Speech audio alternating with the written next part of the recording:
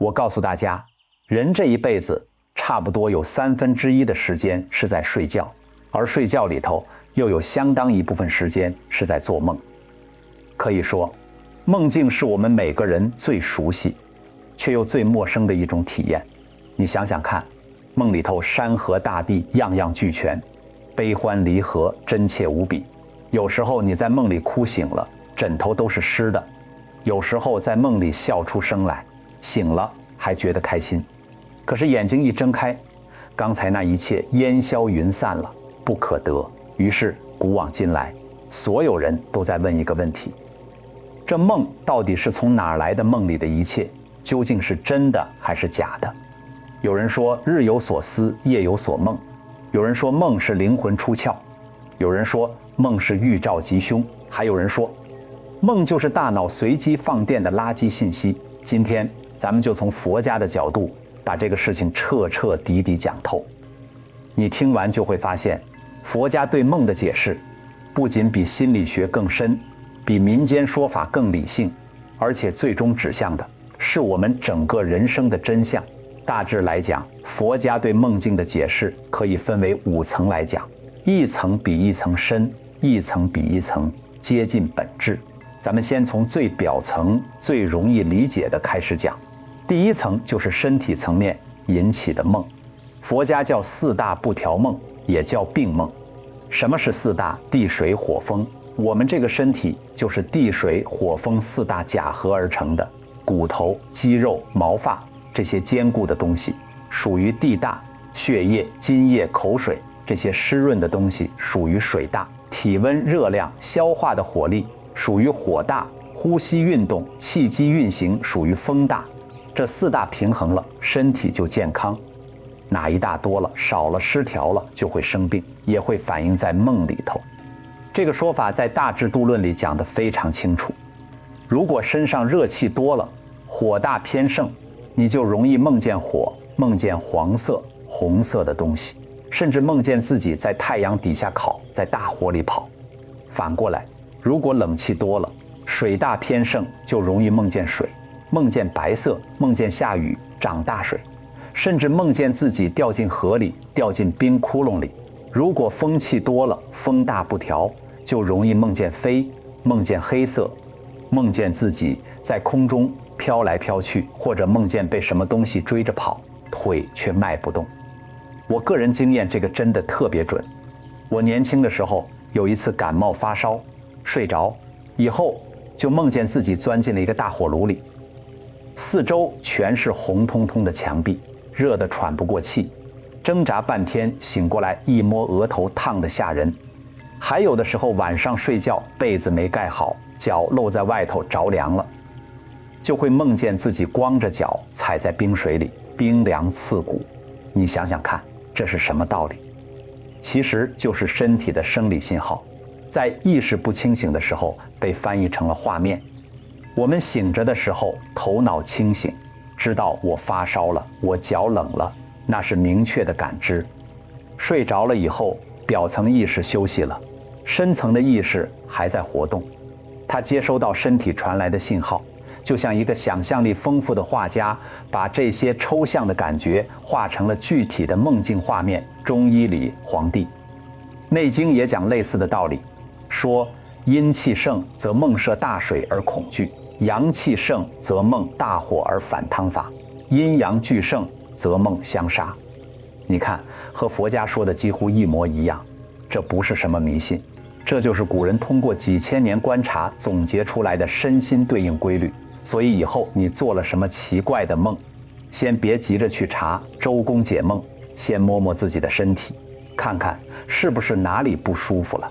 经常梦见着火，可能是肝火太旺，阴虚内热；经常梦见涨水，可能是湿气太重，脾胃虚寒；经常梦见从高处掉下来，梦见被人追，可能是肾气不足，心不宁。梦就是身体写给你的一封无字书信。好，讲完了身体层面的梦，我们来讲第2层心理层面的梦，也就是大家最熟悉的日有所思，夜有所梦。佛家叫想梦，这个想梦就是白天你刻意去想的事情念头挂得太重，晚上就会梦到。比如学生第二天要考试，白天一直复习，一直紧张，晚上就可能梦见进了考场，一道题都不会做，急得满头大汗。比如年轻人谈恋爱，白天满脑子都是对方，晚上就可能梦见两个人在一起花前月下。但我告诉大家，想梦不只是你明明白白在想的事情，更多的时候是你潜意识里的执念、欲望、担忧自己都没察觉到，却在梦里暴露无遗。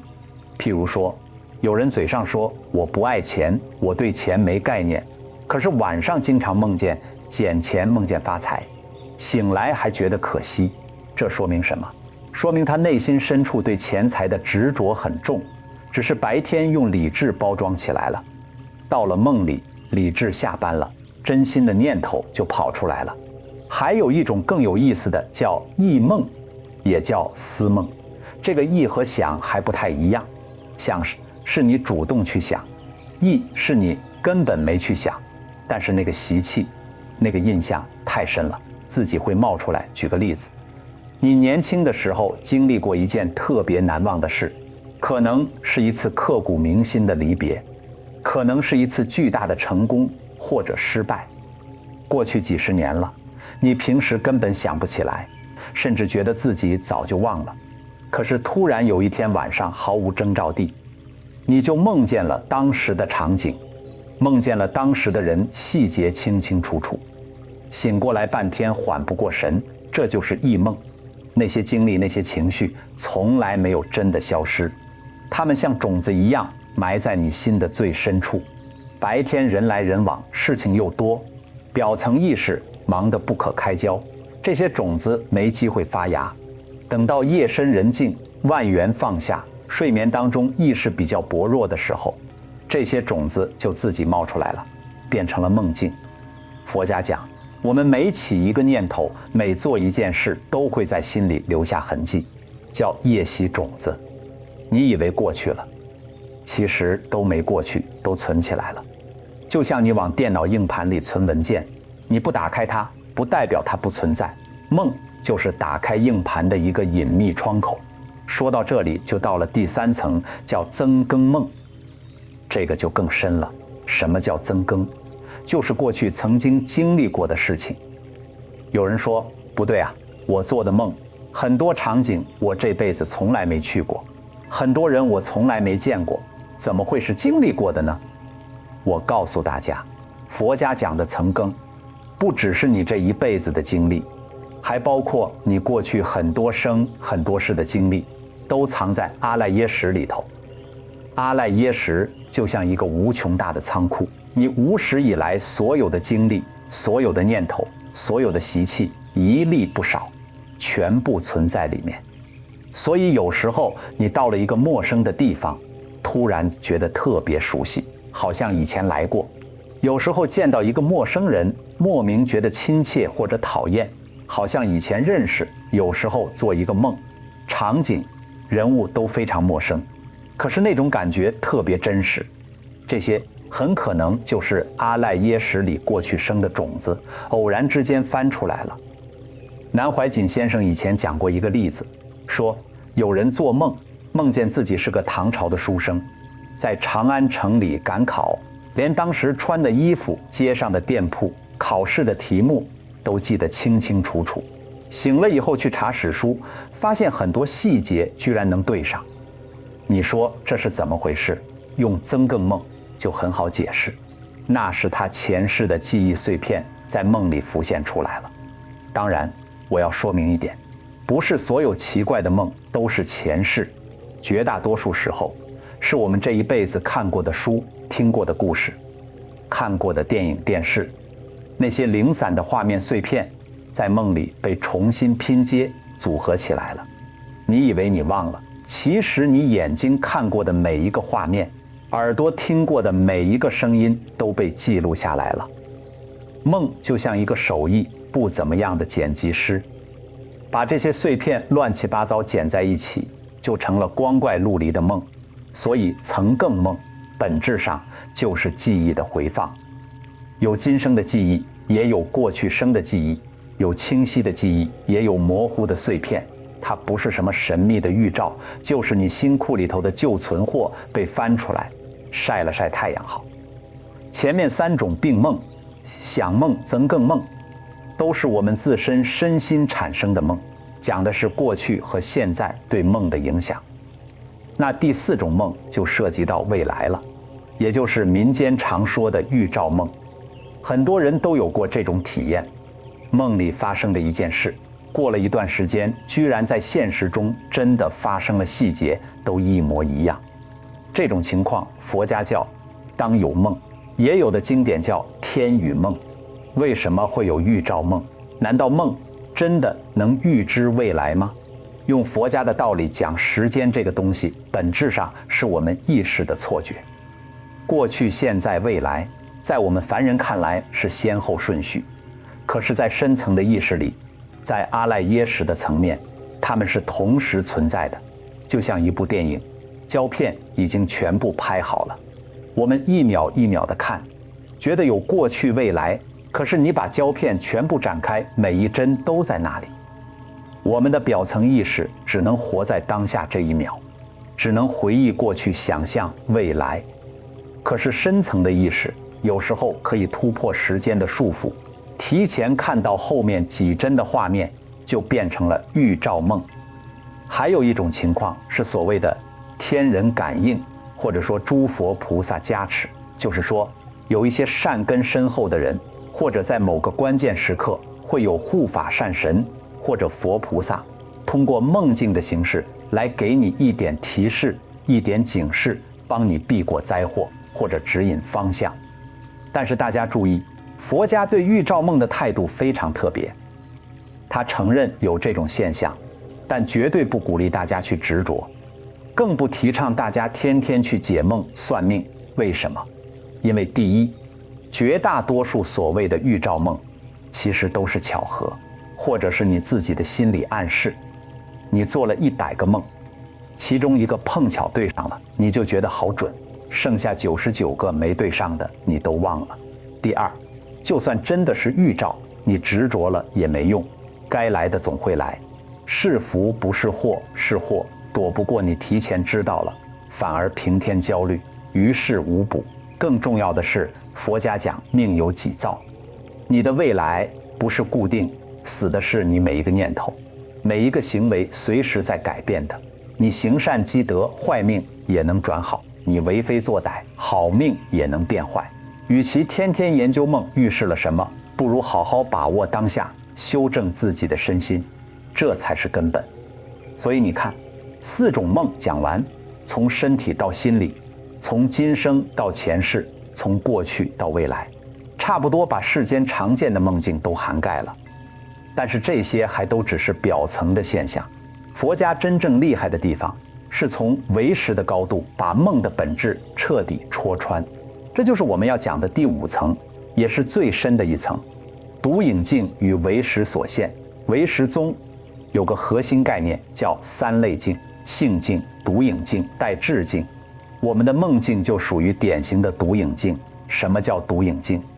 简单说，就是这个境界没有外在的本质，完全是你自己的意识单独变现出来的影子。你想想看，你在梦里看到的山河大地、人物鸟兽，看起来那么真实，有颜色，有声音，有触感，可是它们真的存在吗？你做梦的时候，房间里什么都没有，所有的一切都是你的心自己变出来的。你的心变出了一个世界，又变出了一个我在里面，经历自己演给自己看，自己还不知道。唯识宗讲，梦里明明有6趣，觉后空，空无大千。做梦的时候，6道轮回，善恶苦乐，样样都有，真实不虚。可是一觉醒过来，什么都没有了，整个梦境全都是第6意识，也就是我们的独头意识一手导演出来的。那这个独头意识，它导演梦境的素材从哪儿来呢？就是从阿赖耶识的种子库里头取。阿赖耶识里有无量无边的种子，善的、恶的、染的、净的，各种记忆、各种习气、各种愿望。到了睡眠的时候，前50眼耳鼻舌身都休息了。第六意识没有了外面的干扰，就开始自己玩，把阿赖耶识里的种子翻出来，组合成各种各样的梦境。所以你看，梦的本质是什么？就是心识的变现，没有一个真实的外境，全是你自心显现的影像。说到这里，就有一个非常重要的问题了：我们醒着的时候看到的这个世界和梦里的世界到底有什么区别？一般人肯定会说，那当然不一样。醒着的世界是真实的，是客观存在的；梦里的世界是假的，是虚幻的。可是佛家说，你仔细想想，其实本质上没区别。你想想，梦里你觉得真实，是因为你在梦里不知道自己在做梦。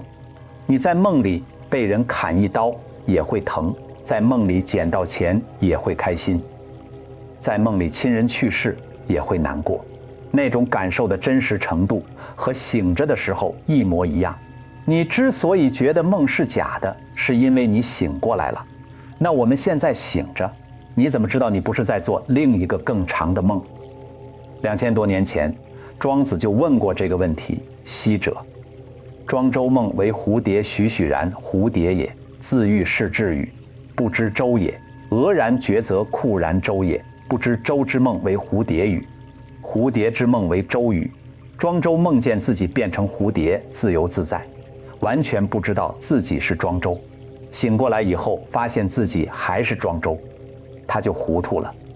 到底是庄周做梦变成了蝴蝶，还是蝴蝶做梦变成了庄周？这个问题庄子没给出答案，但是佛家给出了非常明确的答案。佛家说，我们现在的人生本质上就是一场大梦，叫生死长夜。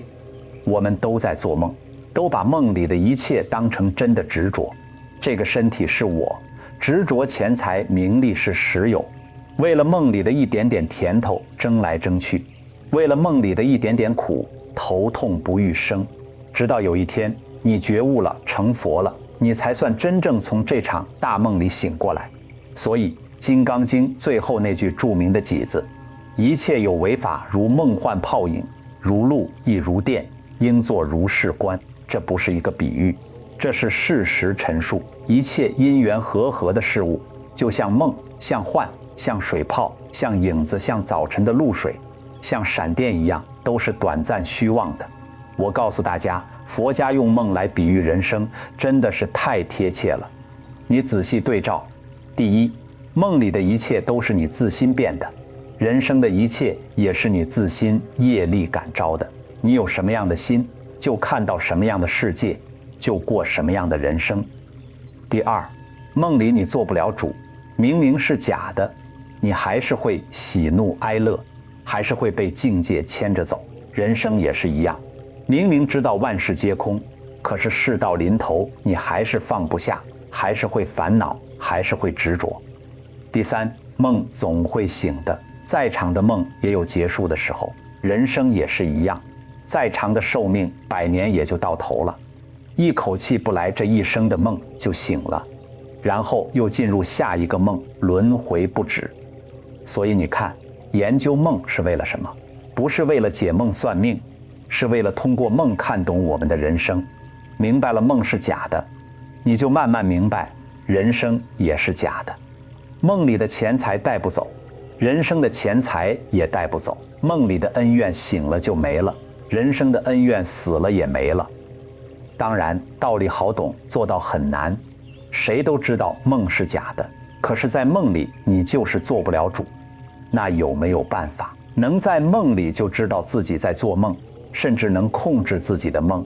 有的，这就是佛家非常重要的一个修行法门，叫梦瑜伽，也叫梦观成就法。梦瑜伽是藏传佛教那洛六法里的一个非常重要的修法，它的核心就是训练你在梦中保持觉知，知道我在做梦，进而能够转化梦境，控制梦境，最终在梦中证悟空性。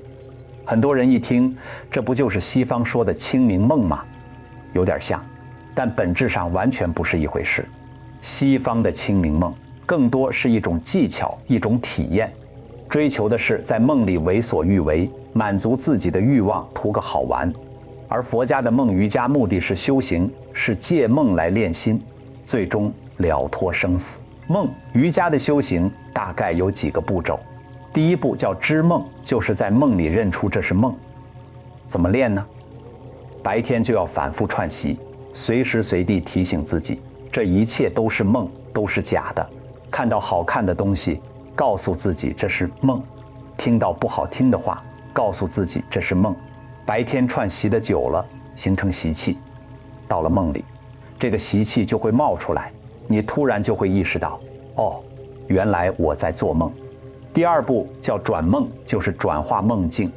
既然知道是假的，就不用怕了。梦里出现恐怖的东西，你知道是梦心，一静定，它自己就消失了。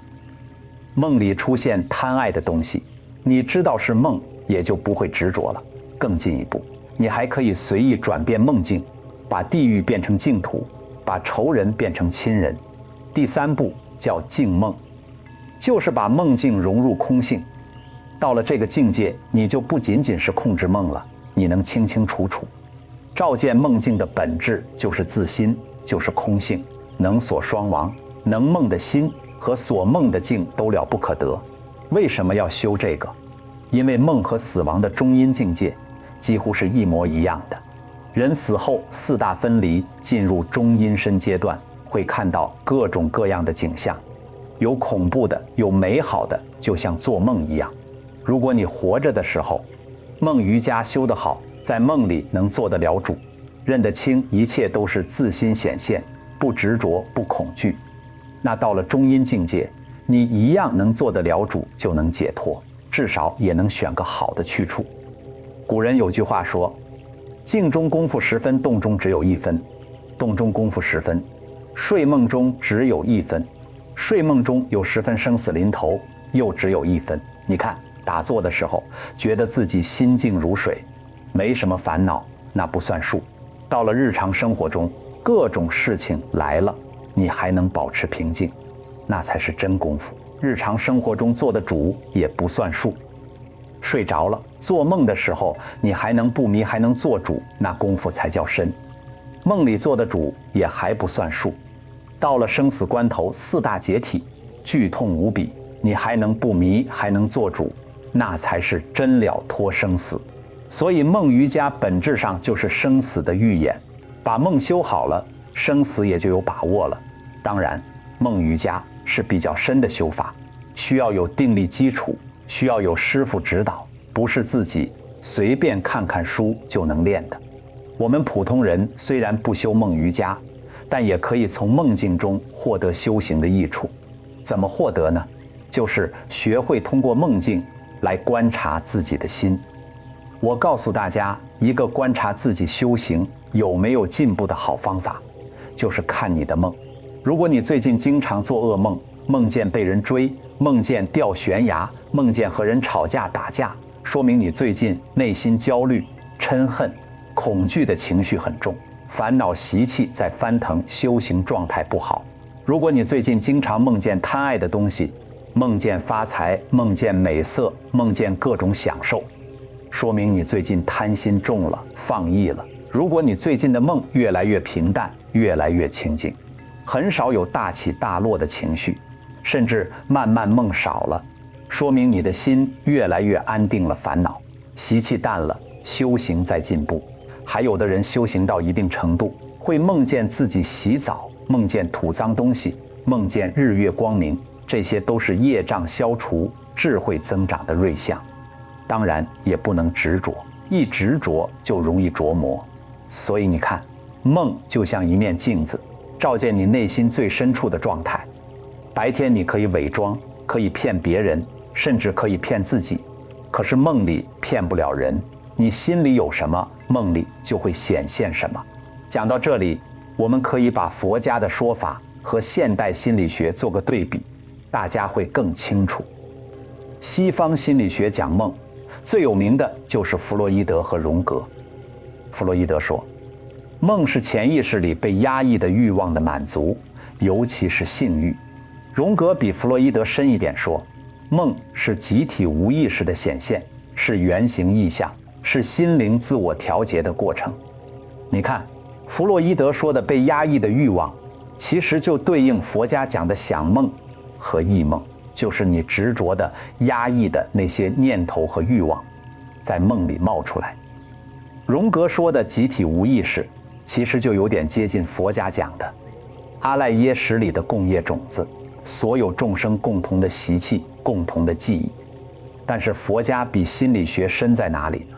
第一，心理学只讲到潜意识、集体无意识，可是佛家讲到了阿赖耶识，讲到了种子起现行，讲到了整个世界都是为识所现。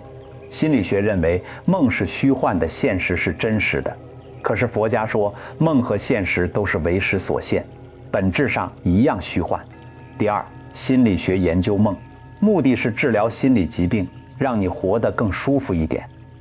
可是佛家研究梦，目的是让你觉悟，让你从生死大梦里彻底醒过来。一个是在梦里让你睡得更香，一个是叫你起床，这就是根本的区别。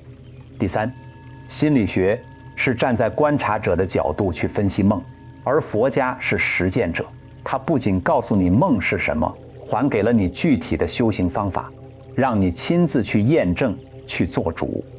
当然，我不是说心理学不好，心理学有它的价值，对于解决普通人的心理问题非常有用。但是要说到彻底解决生死烦恼，那还是佛家的智慧更究竟。好了，讲了这么多，从病梦、想梦、曾更梦、预兆梦讲到唯识、独影镜，讲到人生如梦，讲到梦瑜伽，又和心理学做了对比。最后我给大家几点非常实在的建议，都是日常能用得上的。第一，不要迷信解梦，不要执着梦境。现在网上很多解梦的说法，什么梦见牙掉了家里死人，梦见折了要发财，这些大多是民间附会，没什么道理。绝大多数的梦，要么是身体反应，要么是心理活动，要么是记忆碎片和吉凶祸福，没多大关系。你越执着，越容易给自己心理暗示，反而不好。尤其是学佛的人，更不要执着梦境，不要天天追求梦见佛、菩萨，梦见放光动地。真正的修行是在心地上用功，不是在梦境上求稀奇。你执着什么，就容易被什么骗魔，也会化作佛菩萨的样子出现在你梦里。你一执着，就着道了。第二，通过梦境调整身心。刚才讲了，梦是身心的镜子，经常做火梦就少吃点辛辣油腻，降肝火；经常做水梦就注意保暖，去湿气；经常做紧张焦虑的梦，就该反省一下，是不是最近压力太大了，欲望太重了，该放慢脚步，放松心情了。尤其是做了噩梦，不要觉得是坏事，噩梦其实是在提醒你，你的身心有问题了，该调整了。就像仪表盘上的红灯亮了，不是红灯不好，是它在告诉你车子出问题了，该修了。第三，睡前保持善念，睡前的最后一个念头非常重要，它会影响你整个晚上的梦境，也会影响你的睡眠质量。很多人喜欢睡前刷手机，看各种刺激的新闻、短视频、影视剧，脑子乱哄哄的，情绪起伏很大，这样睡觉肯定睡不安稳，容易做乱七八糟的梦。我建议大家睡前半小时把手机放下，可以静坐几分钟，可以读经，可以念佛，或者就单纯的放松。回想一下今天做了什么，有什么做得不好的，明天该怎么改进，带着平静、善意、清醒的念头入睡，你的梦会越来越清静，睡眠质量也会越来越好。第四，试着在生活中修如梦观，不用等到做梦的时候才观，白天醒着的时候就可以练。遇到开心的事，告诉自己这是梦，很快就过去了，不要太得意。遇到难过的事，也告诉自己这是梦，很快就过去了，不要太伤心。遇到讨厌的人，告诉自己这都是我自心的影子，何必跟影子生气呢？慢慢练，练久了你对很多事情就不会那么执着了，烦恼就会少很多。你会发现，原来很多让你痛苦不堪的事情，其实就像梦里的一场风雨，醒过来什么都没有。最后我想跟大家说，我们每个人都是梦中人，我们在梦里哭，在梦里笑，在梦里追逐，在梦里失落。我们都以为梦里的一切是真实的，为了它耗费一生的心血。可是总有一天，这个梦会醒的。与其等到梦醒的时候，两手空空，后悔莫及，不如趁着现在还在梦里，早点明白这是梦。明白是梦，你就不会那么计较了，不会那么痛苦了，你就能在梦里活得更自在、更坦然。甚至你还可以选择在梦里做一点有意义的事。虽然是梦，但你在梦里帮助别人，在梦里种下善的种子。等你醒过来的时候，这些种子会跟着你，成为你觉醒的资粮。人生一场大梦，世事几度秋凉。愿我们都能早日从梦中醒来，也愿我们在还没醒来的时候，都能做一个好梦，做一个温暖的梦。